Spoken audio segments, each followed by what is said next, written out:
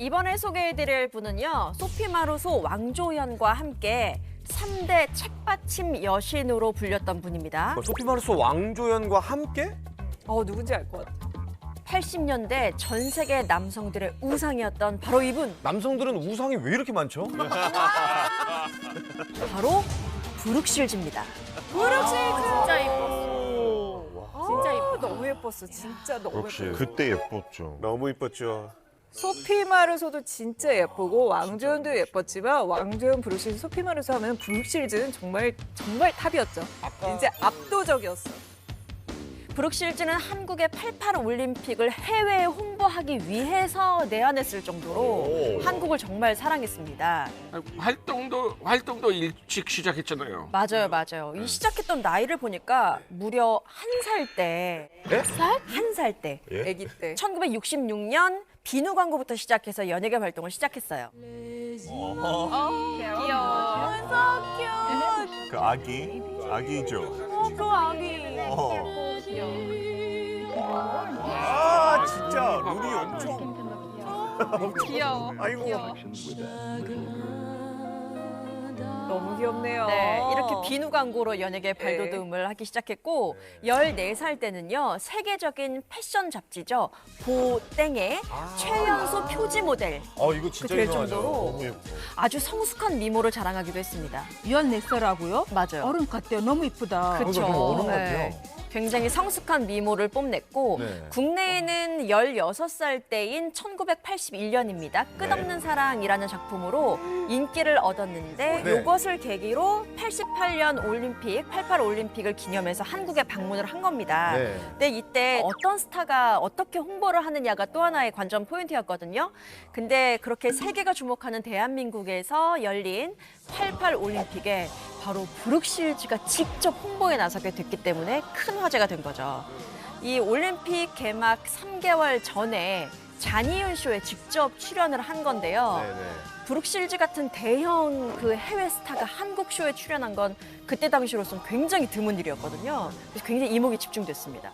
브룩실즈가 한국에서도 또 광고를 찍었죠. 네, 맞습니다. 한국에서의 인기를 실감했는지 네. 이 판을 벌려서 활동을 하는데 네. 95년에는 알로에 음료 브랜드 광고를 무려 3편이나 찍었어요. 진짜요? 전 더 아름다워지고 싶어요. 욕심이 많거든요. 알로에 마인. 이런 거 알로에 민? 알로에 마인. 이거 이 장면 기억나. 진짜 유명한 장면인데. 기억나. 야, 이 보니까 이분이 성견지명이 좀 있으시네요. 한국의 이 시장을 진작에 알아본 겁니다. 여기 맞아요. 주식은 된다. 투자할 만한 가치가 있다. 그러니까. 네, 이거 되는 주식이다라는 생각을 미리 가지고 계셨던 것 같습니다. 근데 이 또 갑자기 활동이 제가 알기로 갑자기 뜸해지신 걸로 알고 있거든요. 그렇죠. 브룩실즈가 너무 어릴 때부터 이제 화려한 삶을 살았잖아요. 네. 그러다 보니까 삶의 풍파가 굉장히 많았는데 아까 14살 때 최연소 패션지 모델을 했었다고 말씀드렸는데 그래서 그런지 유독 이 성숙한 배역, 성숙한 캐릭터를 참 많이 맡았던 것 같아요. 근데 문제는 그 역할들이 좀 미성년자가 하기에는 많은 논란을 불러일으킬 만한 그런 장면들이라든지 씬이 좀 있어서 좀 주목을 받았는데 데뷔작인 영화 프리티 베이비라는 작품을 보면 13살 때인데 27살인 상대 배우와 스킨십을 하는 등의 좀 장면이 있었고 13살인데요. 네. 그건 좀 그러네요. 그쵸. 그리고 역할 자체가 어린 매춘부 역할이어가지고 논란이 있을 수밖에 없었습니다. 물론 네. 작품성도 있지만 네. 한국에 알려진 그 계기가 됐던 끝없는 사랑이란 작품에서는 네. 극중에 오빠 친구와 진한 사랑을 나누는 장면 때문에 또 파문이 좀 있었어요. 그 수위가 높았나 보네. 네. 미성년자인데다가. 아무리 여배우지만 미성년자의 어린 여배우한테 이거 너무 역할이 좀 가혹했던 거 아닌가요? 이런 게 이제 자칫 잘못하면 아동학대라고 그럼. 봐도 사실 되거든요. 맞습니다. 그런 논란이 있을 수밖에 없었던 게 이 네. 사춘기도 안 지난 브룩실즈에게 이런 역할들을 권한 사람이 누구냐? 누굽니까? 바로 친엄마. 친어머니입니다. 예. 심지어는 유명한 성인 잡지에 누드 화보를 찍자라고 먼저 연락을 할 정도로 좀 선을 넘는 그런 행보를 많이 보였던 것 같아요. 아니 어떻게 엄마가 딸한테 이런 거를 시켜요? 그러니까 반대로 보통 엄마면은 딸이 한다고 해도 말려야 될 것 같은데. 그러니까. 보통은 그럴 텐데 이 브룩실즈의 부모님이 그녀가 생후 5개월 때 이혼을 했대요. 네. 때문에 좀 생계를 책임질 사람이 필요했는데 그 사람이 바로 딸 쉴즈가 된 거죠. 이에 대해서 쉴즈는 또 과거를 회상하기도 했는데 우리가 살아남기 위한 그냥 하나의 방식이었다라면서 본인의 이야기를 담은 다큐에서 이야기를 하면서 눈물을 보이기도 했습니다. 그리고 여기서 끝이 아닌 게요. 15살 때 촬영한 청바지 광고가 있거든요. 네. 근데 그 광고의 멘트가 선정적이다라는 이슈가 있었어요. 네. When people look at you, they're so dazzled, you must never know if they actually see you. The deep and complicated person you really are. I felt that about you instantly.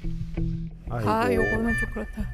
그래서 어린 소녀를 성상품화했다라는 지적이 이어졌고 결국 대형 방송국에서는 이 광고 방영을 금지하기도 합니다. 근데 쉴즈가 또 이에 대해서 인터뷰를 통해서 이야기를 했는데 I was naive. I didn't think anything of it. I didn't think it was sexual in nature. What was shocking to me was to be berated by, oh, you knew this was happening. This is what you thought. You were thinking these thoughts. 당시 그때 자신이 너무 어렸고 순진했고 또 그 멘트 속에 이중적인 의미가 있었는데 그걸 알아차리지 못했다는 거예요. 또 제작진도 그거를 아무도 설명해주지 않으니까 그냥 시키는 대로 할 수밖에 없었다라고 회상했습니다.